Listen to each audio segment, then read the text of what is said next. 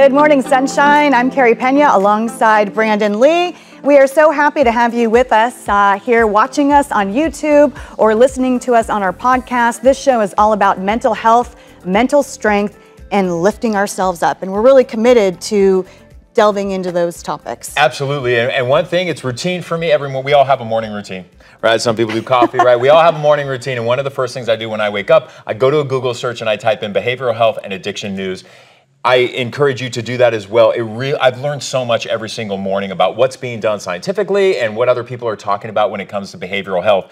A couple of headlines that I just loved reading on my way to work this morning. Volunteering in times of crisis. So as really journalists that we've been for decades. Yeah, I see us both holding our pens, like we're ready to anchor with some breaking news. But we've covered a lot of traumatic things. I mean, I lived and worked through 9/11, right? I'm going to use that as an example. When I was in New York City and 9/11 happened that morning, right, when a traumatic event, life event happens, the Red Cross is usually out at the scene, right? They're providing food, they're providing shelter, the basic of necessities. What I love now, what's happening, is that when there are times of crisis, there's now a whole behavioral health crisis response team that is going on day one dispatch. Huge. We're talking about psychologists, therapists, behavioral health techs, because when trauma happens, whether it be an earthquake or a house fire, row of house fires, or a tornado, wildfires, whatever it may be, a natural disaster, people's trauma needs to be addressed at that very moment. So the fact that there is, yeah, you got your Red Cross, you got your food, you got your shelter,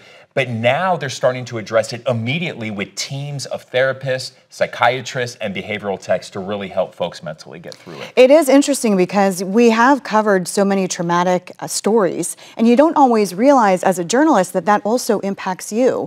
I remember the Sunday that the Granite Mountain hotshots, right, when that fire was happening, and I got a text in the late afternoon that says all these firefighters, we don't know how many, but 15 plus, something really bad has happened. And I remember getting that text thinking, that can't be that many firefighters all at once. And that story depressed me so much. I do want to talk, though, also about this, because I love this other article about how volunteering cures burnout. Okay, this is so cool, and I got to give a lot of props to CEOs of companies who are now going full steam with this, all right? We all know that volunteering helps, right? It not only helps the folks that we're trying to help, but it also helps ourselves. It makes us feel good. Yeah. So now companies, they've done studies that companies are now allowing their workers to go and volunteer on company time. So because they are seeing growth in their own business. It's team building. It's team building. Authentic team building. And people are coming back to work more productive after spending a few hours of their day going out and helping others. I can tell you that psychologically for me, anytime I've gone through a period that's been a struggle for me, I try to get outside my own self, get outside. And so it's not about me. And I think, what can I do in the community? How can I help someone else?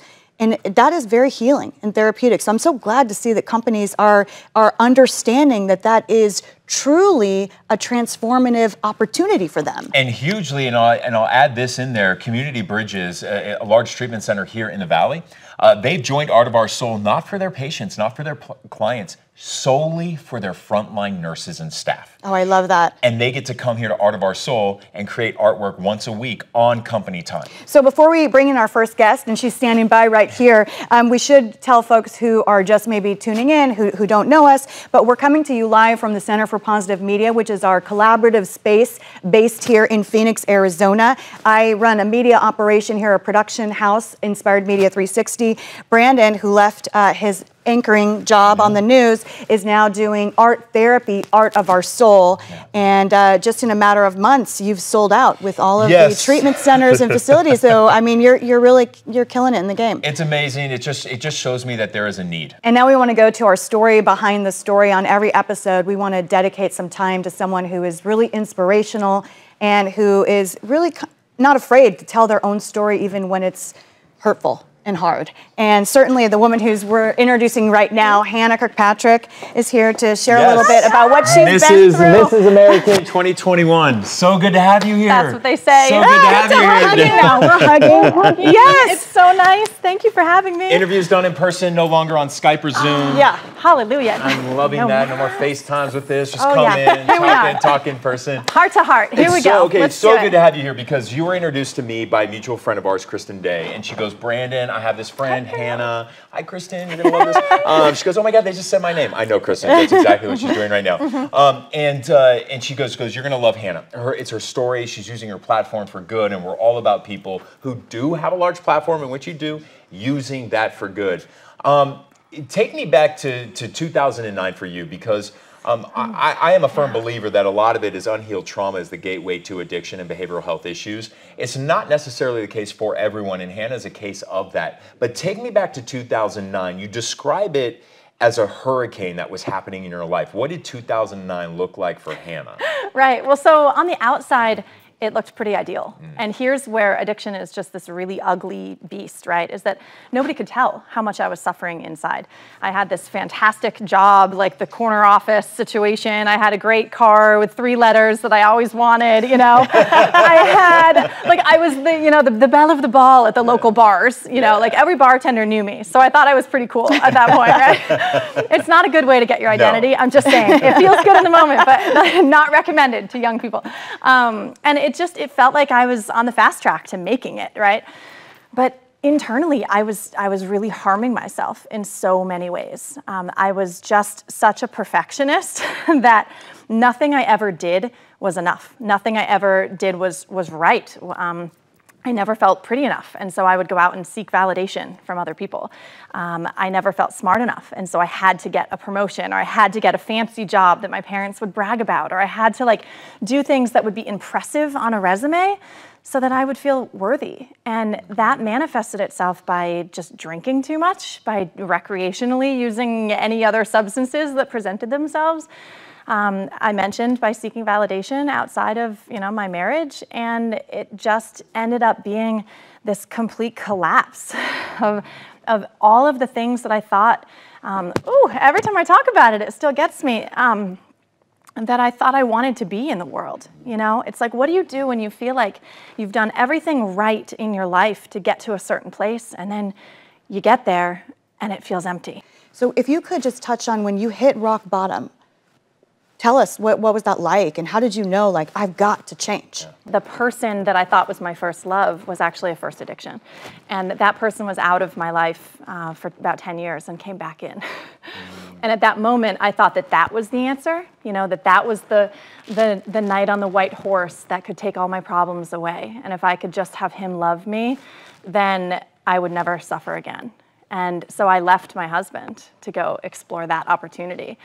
And that was a domino effect, because of that, I went off the rockers. I didn't realize until I got into this whole recovery journey that it's actually vulnerability that is our superpower, right? And Brene Brown did this kick-ass TED Talk on it, and she totally launched vulnerability into the mainstream. We love her. I love her. Isn't she amazing? My therapist had me watch that TED Talk on vulnerability. Yeah. Yes, 100%. and I think she has a new book coming out, and she We has a have podcast it. Yeah. too. You already have it. All right, so I'm obviously a Brene, devotee. But she, so vulnerability ended up being my superpower, whereas for the early part of my life, it was all about don't let them see you sweat. As long as it looks pretty on the outside and you can show up as confident and you smile, then everything's great. And it took shattering that paradigm completely and me looking at the results of that with this person leaving and then losing my husband, and everything around me literally was gone. And I was like, okay, well, if I look at this as a business sort of transaction, right? Obviously, the results have failed, and so I need to fire myself as the CEO of my own life. I'm just going to be, pretty pragmatic about this, and so I need to find a different CEO than me because I've done my best, and this is where it got me. So, as embarrassing as that might have been to my family, it was a moment of freedom for me. And then I started to find people in the rooms of recovery programs. I checked myself into not an inpatient treatment necessarily, but 3 12-step programs all at once. And I just began to completely reinvent myself from the bottom up of who do I want to be in the world? How can I live in integrity? How do these people who look like they have contentment in their eyes, how do they do it?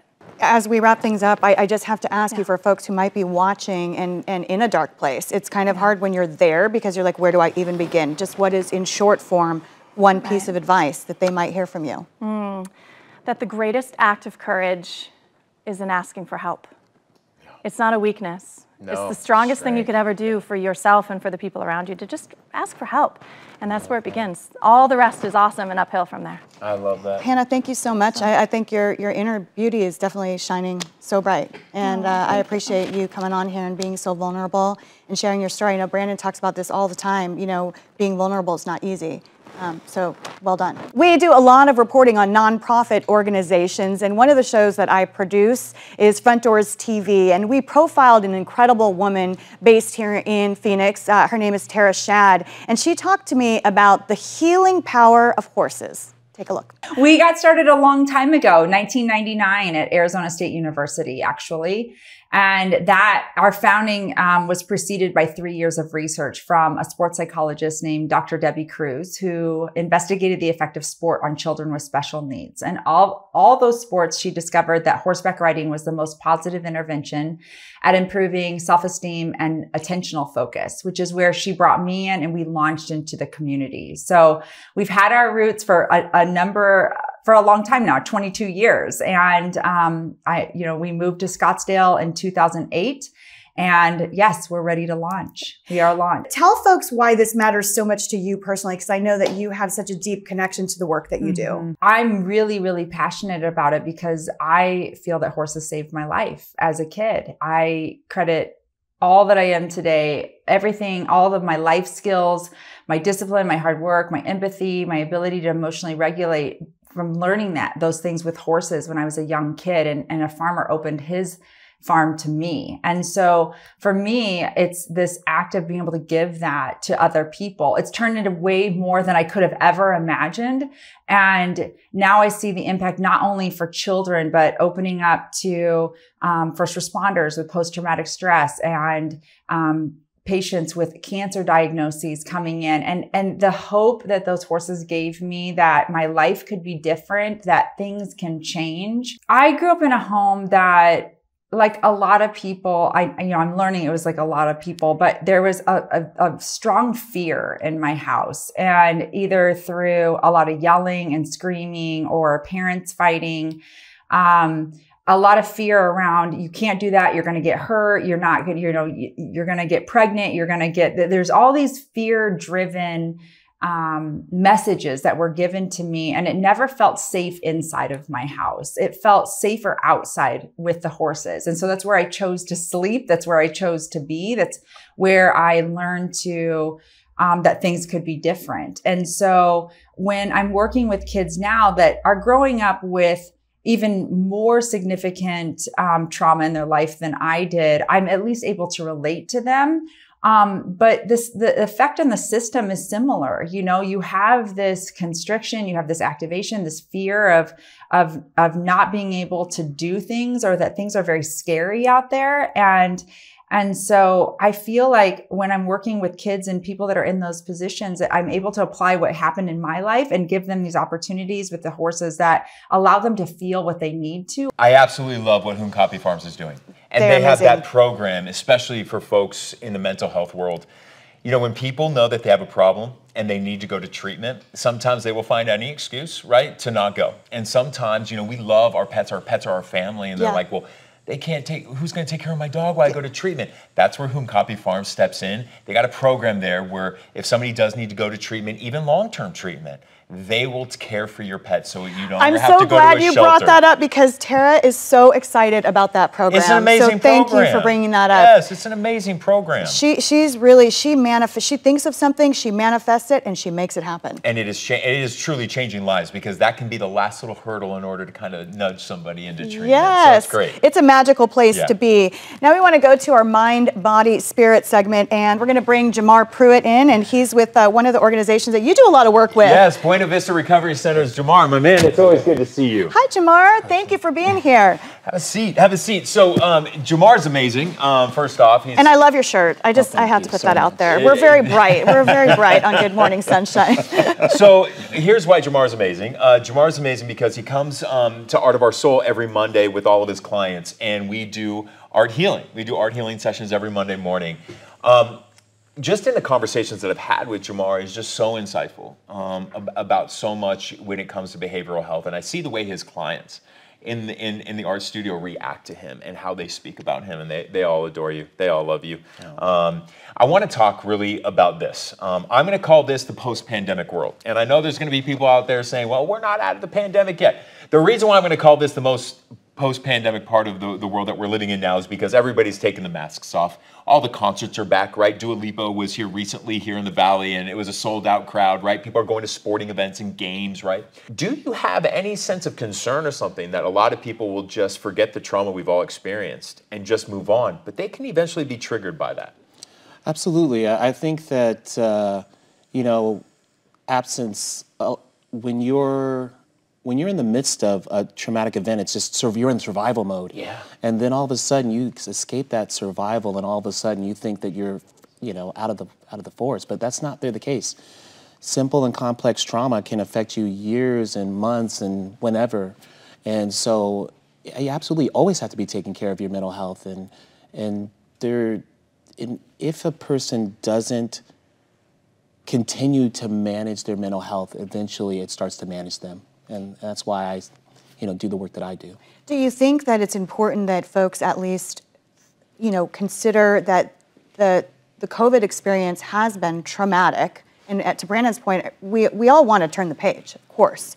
But some experts have said to me that, wow, the numbers of people who are actually suffering PTSD who don't realize that's what this is, right, are going to be staggering. And it fears that they're going to eventually numb with drugs and alcohol. And the research says that, that during this time frame, the amount of people that have been reporting anxiety, depression, PTSD is increasing by several percentage points. I don't know, different studies all over the world say different amounts. And so, you know, fueled by isolation, fueled by lack of coping skills, fueled by just not having a lot of options, not being able to connect with people, not being able to be oriented. And you see that by just the amount of things that are happening with the opioid crisis, with the amount of people that are actually on medications, these kind of things. It's just a reflection of that this time that we're in is a very, very stressful time for so many Americans, people around the world. And you tapped on something there, because I'm a true believer of this, is that, right, they say the opposite of addiction truly is that connection, right? And the pandemic truly